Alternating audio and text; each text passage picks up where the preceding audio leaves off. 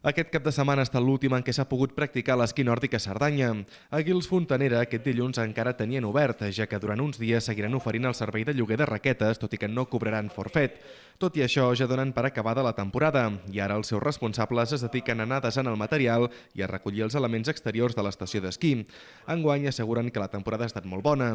I mira, gràcies a aquest any vam començar la Puríssima, vam obrir 4 dies, i després el 15 de gener vam obrir amb uns gruixos de 120 a 220, i clar, hem estat uns anys que no s'ha obert l'estació, i aquest any ha sigut una temporada molt positiva i ha passat molta gent amb l'activitat d'esquí com amb l'activitat de raquetes.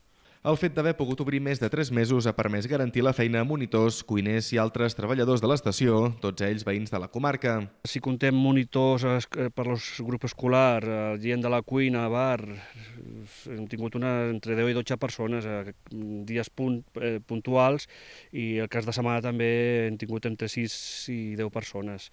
Això també afavoreix una mica la gent de la comarca a poder treballar aquest any, perquè, com parlaves abans, no hem obert anys enrere.